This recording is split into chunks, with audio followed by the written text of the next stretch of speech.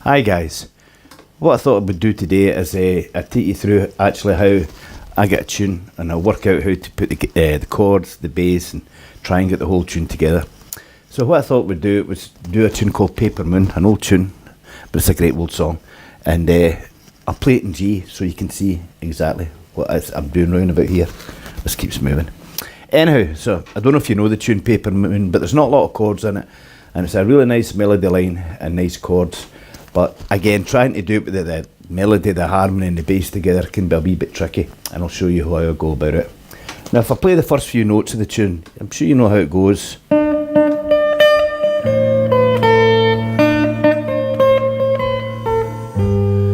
So I've got to get chords to match that in bass and everything.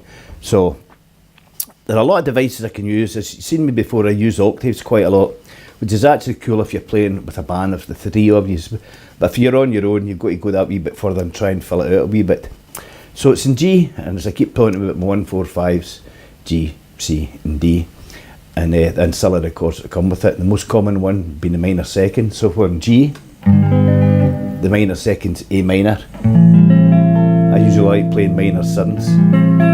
And although it's D7th as the 5th, there's different ways we could play D7ths, you know, like this. Here, here,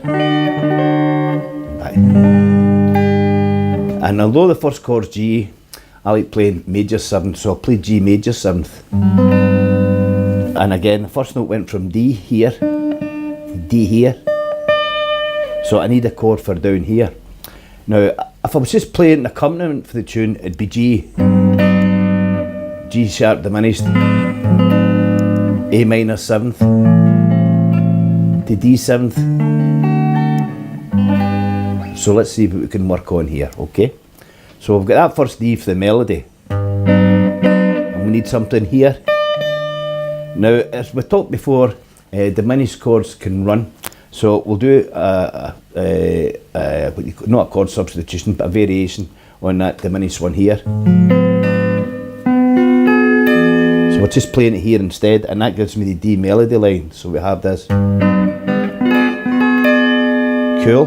We know it goes to A minor next. So what I do is I play an A minor, just a basic A minor chord, holding the 3 trebles and using an A bass on 5th position. And here's a melody line. So I've got this.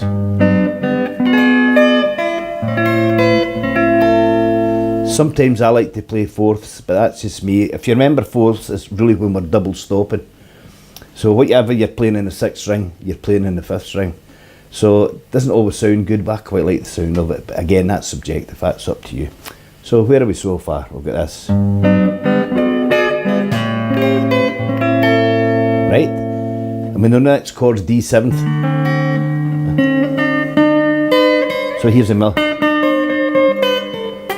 So again, we'll base that in a D7th chord.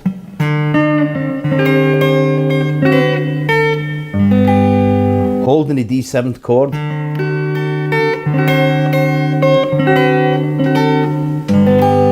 It's a straightforward G chord.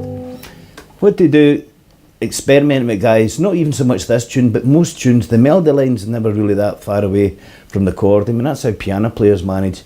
And even if it's not in the same position, you can do variations of the chord and versions of the chord, and you'll find the melody notes really not far away. And as I say, if it's too far away, you can use octaves.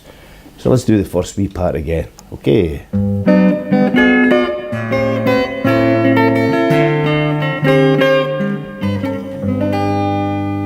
Right, another chord came in here, a major 7th chord that I use all the time.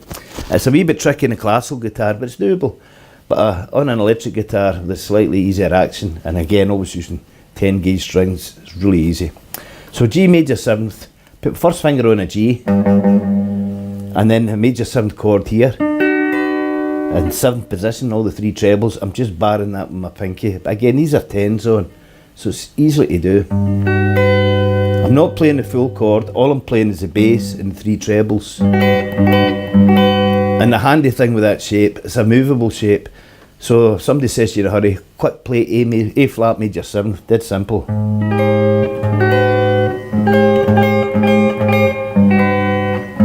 A major 7th, B flat major 7th, my favourite F major 7th.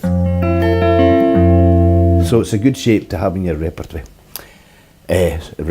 Right, let's do the first wee part again.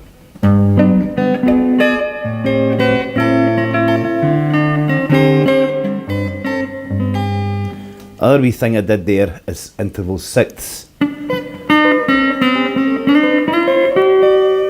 I use them all the time. In fact, I use intervals a lot. Again, you would use them more if you were playing with other musicians, but you can get away with a couple of notes and certain phrases on the guitar and on you when you're on your own. So let's go through all that again. Right, here we go.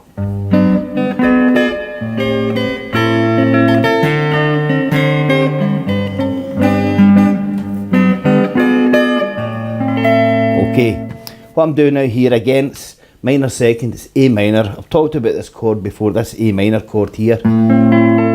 It's just the A, C and E, the three main notes of the chord. And always remember, guys, a chord is just three notes, a first, third and a fifth for a major chord, first flat, third and a fifth for a minor chord. We just play 6 notes a chord because we've got 6 strings to play with, but that's your A minor chord there. And it's good, again, it gives you a different sound from this. So it's a good one again to have in the repertoire. And the cool thing is you get your wee pinky hanging about here that can hit a lot of notes. So we'll use that and get the melody line around there. So here we go. Sorry.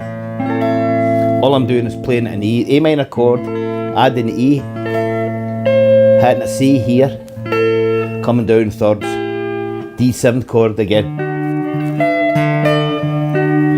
I'm holding that D7 chord there, and then I'm just playing here. And back to the G, so.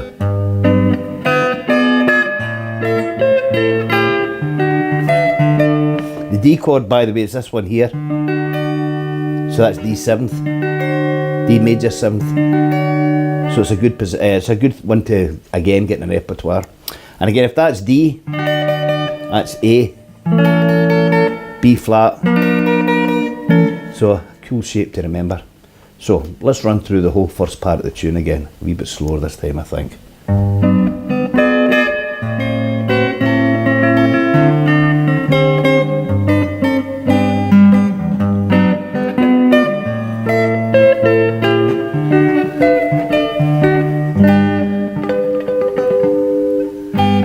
So again, just playing it in G, playing the chords, finding where the melody line is and finding chords to get round about that. Again, if I couldn't, say for example in this, I could do playing octaves are sometimes quite effective. So anyway, we'll go to the second part of the song. So it's, now there's a wee augmented chord, back to that G major 7th. Now the melody goes, so you could go,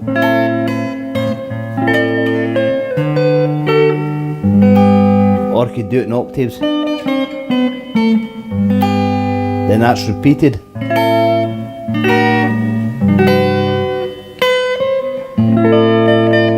Now that's an A minor with an added D, makes it A minor 11th, but simple A minor, added D,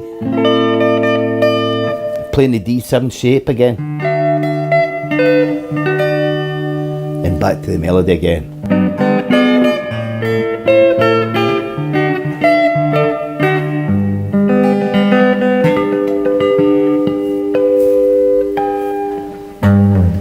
So that's basically how I work out the tune for anything. I take the chord, find out where the melody is, either play the main chord or play an inversion of the chord, and just work my way around about it. When I come across something where I can't get the bass and the melody and the harmony all together, I'll literally just play octaves. Oh, one last wee tip. When you're starting this, even if you just manage to get the melody and the bass together, it'll help you to find the rest of the tune. Say for example, the first part of the tune. Even if I played a G, so if I went A minor, D, just playing the bass of the chord and the basic part of the chord. Again, it'll help you find it. Anyhow, I hope that helps a bit, guys. Remember your 1, 4, 5s, and then top of that, your second two most common chords, the minor second, the minor sixth, the diminished chords. Sometimes they come across segmented. It's usually a semitone off the melody line that you're playing, and that's basically all. I was going to say all there is to it, but I know it's a bit more difficult than that. Anyhow, I hope you enjoyed that, and I say you start working on some tunes yourself. Just work the basic melody line, and then just keep adding to it. So thanks for watching, and I'll see you again. Bye now.